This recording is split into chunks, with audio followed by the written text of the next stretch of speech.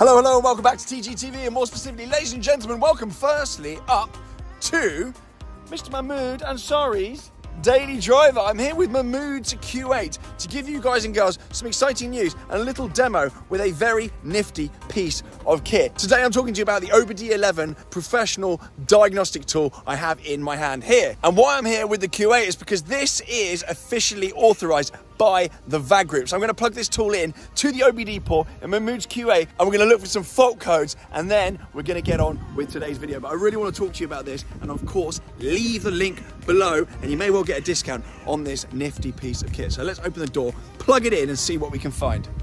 So this here is actually called the Pro Pack. Inside then, we've got the little device here with a keyring on it. However, it's really, really easy. This is the device. And you find your OBD port, which is usually purple on your VAG group cars. And then once that's plugged in, you actually open up the app, which is very simple and free to download on the App Store. You can click connect, and it will connect up and it will search for everything diagnostics wise to do with your car. So as you can see, once connected, you can actually access a whole host of information about the car. Luckily for Mahmood here, there are no fault codes present. There is nothing that he needs to worry about. So all is looking good on that front. You can even activate or deactivate car functions such as resetting service sites, adjusting vehicle comfort functions using one-click coding for daily users, which doesn't require any additional knowledge, called one-click apps. So then before we head off to our next stop then, that is the OBD11 professional diagnostic tool. I will leave the link below to get involved with that and grab one of your own. It's actually really, really useful to have this in your car at all times. And as I say, it is officially authorized by the VAG group. So that's Audi, Seat, Cupra, Volkswagen, Bentley, and probably another one that I've forgotten. So do get involved with that. I'll leave the link below. And as always, every single click to the links helps to get in the mix with that. That'll be in the pinned comment and the description. For now, let's head off to our next stop and let the video begin. Hello, hello, and welcome back to TGTV, and more specifically, ladies and gentlemen, welcome back to a very impromptu video. I've woken up today with the news that Porsche has released the 992 Carrera T. Now, most of you will be aware that I'm a big fan of the Carrera T concept. It's basically your base Carrera, but with a load of lightweight options, with enhanced for driving purity and all that kind of marketing jazz. But actually, the result was an amazing car in the 991.2, and I've idiotically got rid of 2 of those. And I knew the 992 Carrera T was coming. I've spoken to my dealer about the 992 Carrera T a long time ago, and I said, I'm in for one as soon as it arrives. So we're going to jump on the configurator here on the laptop, and then we're going to get going. I'm going to show you my spec and I'll walk through exactly what I am ordering. There's a couple of caveats here because the configurator isn't 100%, I don't think. We'll get onto the spec and then we'll let you get on with your day. So let's go. Right then, we are on the Porsche configurator homepage, and you'll notice that the Carrera T is now there. So you'll see that it's actually about $8 grand more expensive than the base Carrera, which is effectively a more fun version of. So we'll try and work out where those $8 grand come from, but I believe it's got lower damping, a slip diff, some torque vectoring nonsense. I'm just going to start with this horrible configuration that they launched it in, and you also get things like rear wheel steer, which you can't previously spec on the base Carrera. So this is kind of the launch spec, which I just said it's horrible. It's quite cool actually, but it's not for me. It isn't for me. So I think with this car, less is going to be more. So I'm going to do some aggressive things, but in a relatively sneaky way. So I don't like these wheels. We're going to get on to, actually, we'll start with paint. We'll start with paint because I do want paint to sample. I wanted brown in my 992 GT3 Touring. They did not let me do brown. I still want brown. So I think I'm going to go with a brown. So let's just tick this one for the time being. Worth. That one's a bit boring actually. There's a chestnut one. Let's have a look at chestnut, see what that says. Macadamia metallic as well, that's quite chaotic. Let's have a look at that. I'm going to go for one. Oh yeah, that's the one. So I don't like those wheels. They're 2021s, they're 2021s, oh, they're all 2021s. I like these, the Fuchs style wheels. Look at that, paint wheels. You can't actually do that option anymore, that you could get the interior painted in the exterior colour of the body, but I don't want black ones, I don't think. Oh, go away, what? You can click black. Ugh. That is disgusting. Absolutely not. Go away. No, no, no, no. What does this do? You can't, because you used to also be able to get the inserts in black as well. Right, you can't do any of that. You've just got to leave them silver. I think that might have to be an aftermarket job.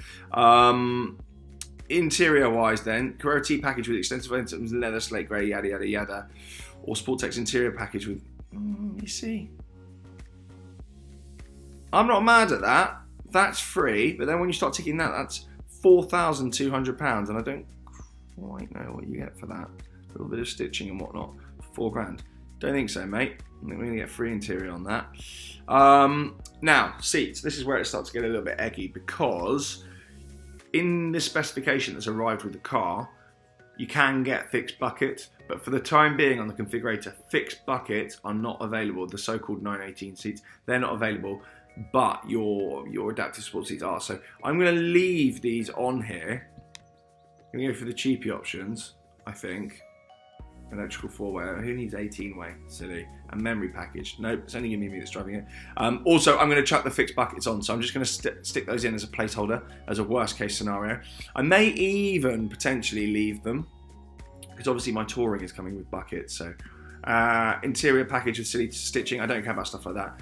Rear seats. Now this is an interesting one. Now the previous T you could get rear seats. I'm minded to option them, but I never use them. I don't have any mates, so I'll leave them off for the time being. Extra weight, and also not having back seats means that you can actually hear what's going on a little bit more with the engine. So I'll leave rear seats out. Also, when I'm getting fixed buckets, you won't be able to spec back seats because you can't get in and out. Sunroof and nonsense like this. I believe the kind of the T's ethos is sort of purity and sort of stripped out, sort of more base car. So I'm not going to do any of this sunroof jazz, I don't think. In actual fact, no, I'm going to go for, I might go for the tin top sunroof.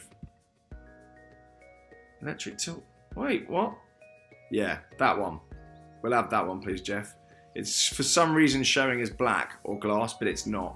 Crucially, it's more brown paint that'll be over the top, and you can't really see it, so we'll put that in. Sod it. No aero kit, none of this. The aero kit's that crazy, crazy option where there's a wing and whatnot. I don't think I'm going to go for that. Does look good, to be fair, but not going to do it. Not going to do it. I'm going to leave it. Sport design package. Now this is where it gets finicky and I sound a little bit petty. I'm not a massive fan of the sport design rear apron, so we'll chuck the whole thing on. Basically it does that, it gives you side skirts, and also at the back it does this, which I'm not sure about. You can see the difference. I mean, they're both not great. I just don't like that. I quite like the raised number plate placement, but I'm not going to go for it. I'm going to leave it alone. But what I will do is you've got this nice option now, which is very cost effective, whereby you can paint the front spoiler in an exterior colour. So what you can do on the front here, you've got this plastic lip, which doesn't look great. You can actually, for 400 quid, have that painted, and it just makes the front a little bit more aggressive, keeps it classic looking. All in all, I think that's quite a vibe. On the back here as well, deletion of model designation. Yeah, I think I'll just get rid of that, just clean up the back a little bit. And I will also, I mean, I'm not 100% on the stickers on the side either. I'm not going for electric folding mirrors for 240 quid. No, thank you. Why is that? Go away. And you'll notice that the price is actually coming down because we started with a silly launch spec. Let's keep coming down then. Side window trims and black high gloss, no thank you. Deletion of Carrera T decorative side logo. I don't know what I make of that Carrera T down the side. Where is it? That? I don't know what I make of that, in fairness. I might just leave it. Do you know what? I might leave it. I might leave it there, ladies and gents. Sod it. Drivetrain and chassis. Now this is where it gets a little bit controversial because I don't actually know whether I want manual or PDK. My touring is in PDK, so I think I'm going to leave manual in this. I know. I'm going to leave manual.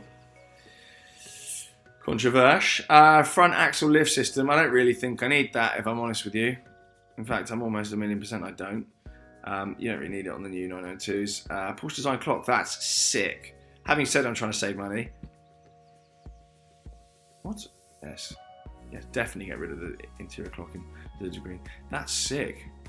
It's like the old Porsche design watches. Yeah, that's got to go, so I'm aware of that. Porsche design pipes in silver. Yes, please. Now, ideally, I'd have twin tips there. I wouldn't have these kind of sort of bumhole exhausts, so to speak.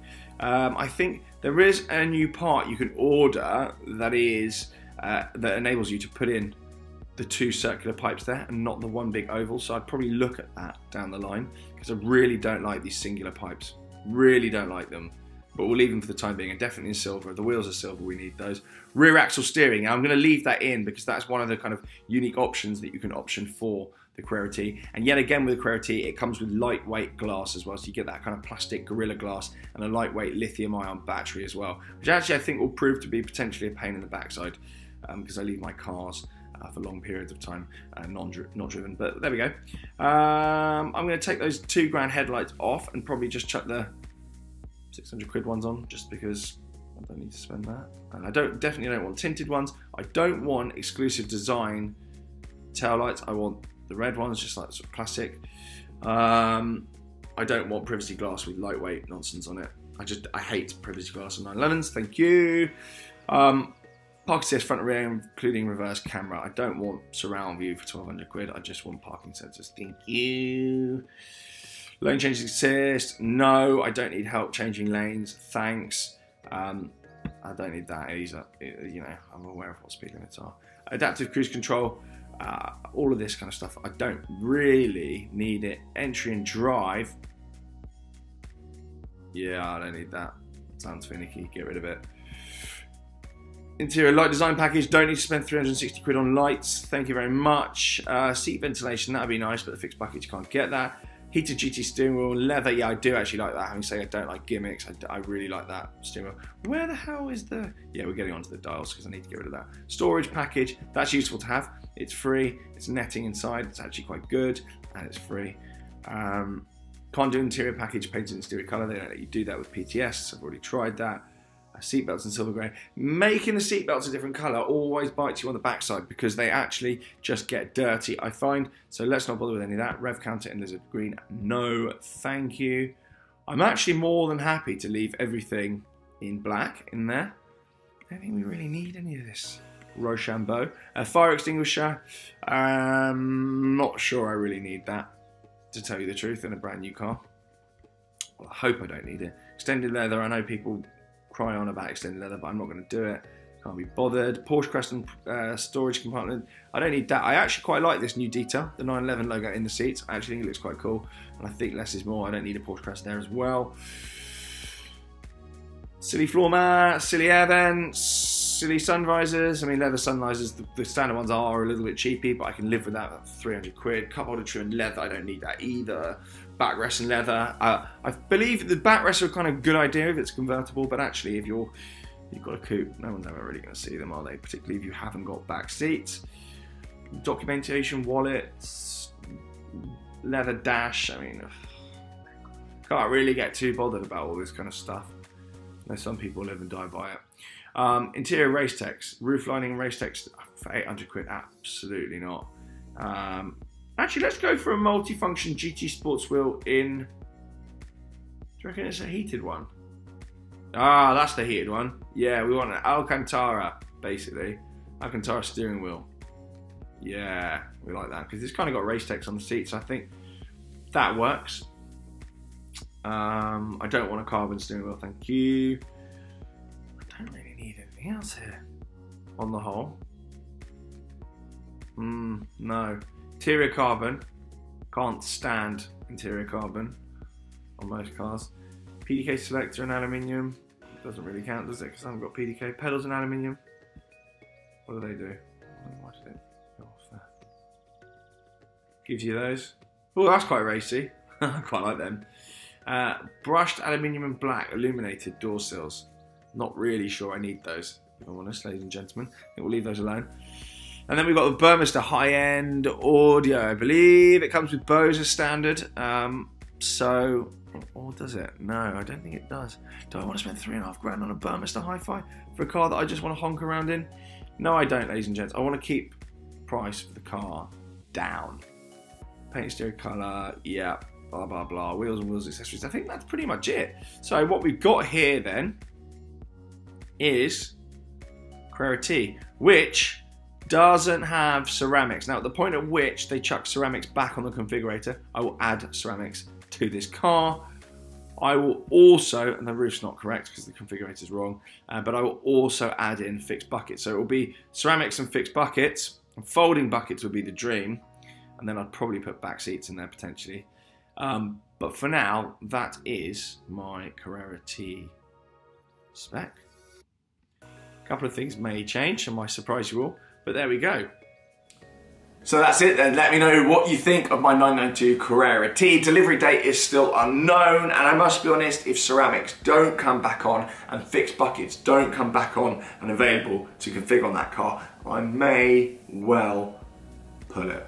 Okay, so that car, hopefully it happens, but supply chains are really, really disrupted still, so we'll see what happens with that. And that is obviously dependent on PTS staying on there as well. And I know PTS is one of those things that comes on and off, and actually sort of fell off for my touring as well. So we hope that arrives at some point next year. We don't know whether or not it arrives next year, but we shall see. So I'll keep you posted, of course, on my Instagram and YouTube channel on its whereabouts as things progress, or don't progress, as the case may be. All right, I'm gonna go now. A very impromptu video. I've got to get on with my day. For those wondering what's on my wrist, I've got a vintage Tag Heuer Formula One. I think it's a 33mm dial, maybe.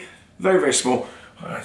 There we go. But it actually sits quite well on the wrist. I think it's from early 90s, but I found a new old stock one off eBay, actually, box and paper. So quite a cool, safe London watch. For now then, I'll leave you all alone, let you get on with your days, and I'll see you all soon. Bye!